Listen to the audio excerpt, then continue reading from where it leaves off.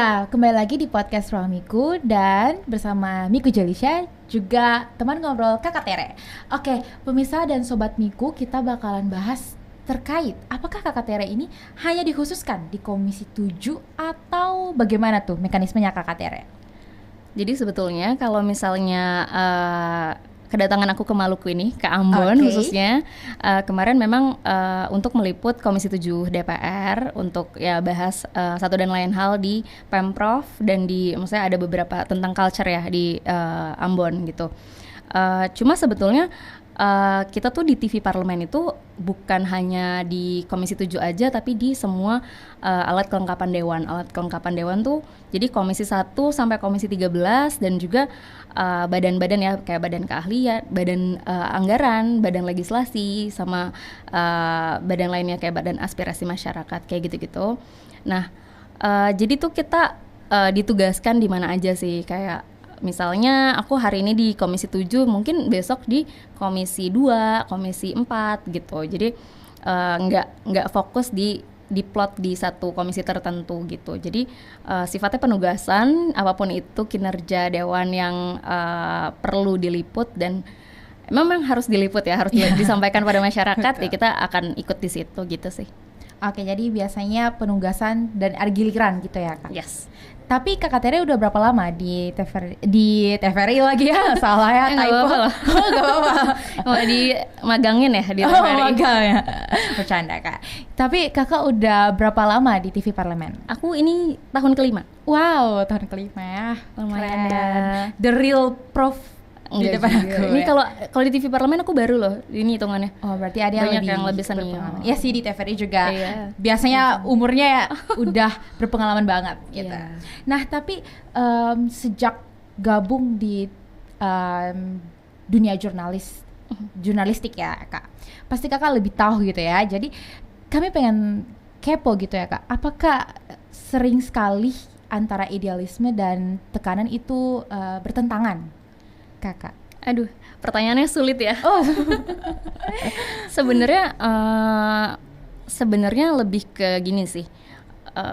Kayaknya dimanapun itu, baik jurnalis ataupun di tempat lain gitu ya, realita sama idealisme tuh sering banget berseberangan. Coba gimana kita manage, gimana kita mungkin komunikasi ke tim gitu ya. Kalau misalnya di TV Parlemen, mungkin waktu aku pertama masuk dari antara sebelumnya aku di swasta kan, terus ke TV Parlemen mungkin ada hal-hal yang berbeda kan. Cuma gimana kita komunikasiin itu ke teman-teman di TV Parlemen gitu.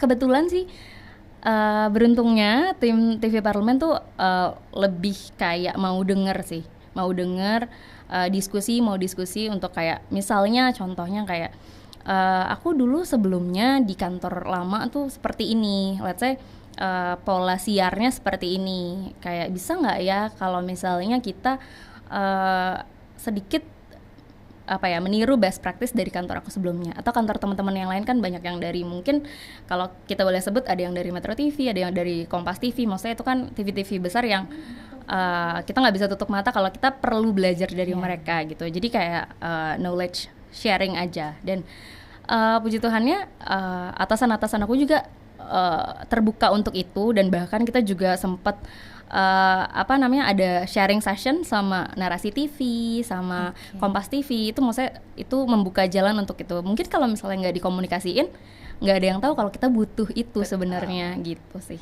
Oke, jadi belajar gitu ya, belajar bersama terus sebenarnya. Yes. Nah, Kakak kan dari TVRI, sekali lagi ya, sepertinya Kakak akan ditarik di TVRI. Takdirnya ya. Bercanda, Kak. Bercanda lagi. Kakak kan dari TV Parlemen. Yes. Nah, Kakak kan banyak tuh stigma di anak-anak muda, bahkan stigma di masyarakat bahwa DPR itu penuh drama. Bagaimana tanggapan Kakak? Sebenarnya ini kadang kalau misalnya dilihat secara secara drama tuh, kalau aku boleh bilang sebenarnya bukan drama tapi lebih ke dinamika kali ya.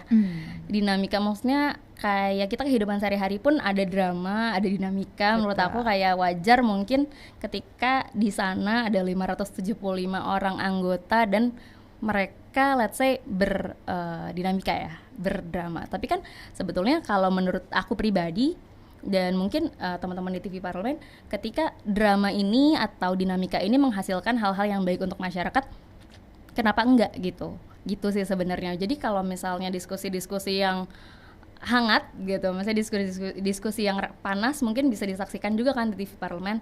Setiap kita rapat, setiap ada sidang itu bisa dilihat proses diskusinya, apakah itu alot pengambilan keputusannya gitu.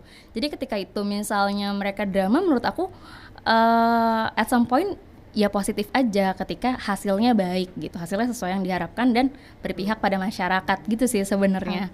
Jadi kalau misalnya stigma drama adalah buruk, mungkin kita harus geser perspektifnya sedikit ya. Gitu. Jadi semuanya kembali lagi ke perspektif masing-masing. Yes, dan proses diskusinya kan harus kita ikutin juga. Ya, jangan sampai kita cuma lihat berita yang memanas-panas atau berita hoax ya Kak. Iya, jangan sampai kita lihat-lihat dari berita lain yang kayak mungkin udah potongan-potongan berita yang mungkin di menit-menit tertentu aja ya, yang kayak diambilnya, kan kita sering lihat ya gimana framing itu dilakukan dan maksudnya gimana framing itu memecah belah gitu. Kalau misalnya kita saksikan secara lengkap, secara utuh, mungkin kita bisa dapat konteksnya di situ. Terus saksikan di TV Parlemen ya. Oke. Tapi Kak, dari Komisi 7 ini kan isunya cukup banyak dan padat juga ya. Yes. Tapi kok rada kurang ramai dari komisi-komisi lainnya. Gimana tuh Kakak? Iya. Sebetulnya kalau masalah rame nggak rame gitu ya, balik lagi kan sebetulnya ke preference orang gitu. Preference masyarakat, preference media terutama. Karena kalau misalnya media mainstream atau sekarang kan udah banyak tuh media-media atau kayak akun-akun Instagram yang mengatasnamakan dirinya sebagai media gitu. Itu kan mereka milih yang clickbait gitu kan. Ya dong. Maksudnya clickbait, apa nih yang kira-kira diklik rame gitu. Jadi apa kayak yang selalu rame, sebetulnya nggak ada salahnya. Cuma mungkin ada baiknya kita nggak ngelupain hal-hal yang mungkin kesannya hari ini nggak rame. Jadi jangan sampai nanti ketika udah ketok ternyata merasa dirugikan gitu. Padahal kan kita bisa kawal gitu, bisa kita lihat pemberitaannya, bisa kita juga sebetulnya ada ruang-ruang untuk keterlibatan publik juga kan di DPR RI, di TV Parlemen juga kita bisa kasih komentar-komentar gitu. Dan nggak sedikit juga yang diundang oleh DPR untuk hadir di sana gitu. Dan itu juga sebetulnya banyak yang datangnya dari Twitter, datangnya dari X gitu ya, sekarang dari Instagram, dari TikTok mungkin ya. Jadi sebetulnya itu tuh komentar-komentar kita tuh dilihat gitu. Sebenarnya ada juga tim yang untuk melihat itu. Jadi ketika itu masif, ketika itu mungkin balik lagi ya kepentingannya mungkin besar untuk masyarakat, itu mungkin akan dipanggil ke DPR atau jadi kita ramaikan gitu. Memang kalau yang memang perlu diramaikan. Dan maksudnya itu nggak ada salahnya untuk memilih gitu ya. Cuma untuk memotong yang tidak tepat kan itu sebenarnya itu nggak boleh ya. Ya betul. Jadi ya gitu sih paling. Nah, pertanyaan singkat nih Kak. Kakak tipikal yang lebih mendengar suara sidang ataukah suara masyarakat? Aduh. Tapi tahan dulu Kak. Oke. Kita bakalan bahas setelah segmen yang satu ini. Jadi jangan kemana-mana ya pemirsa.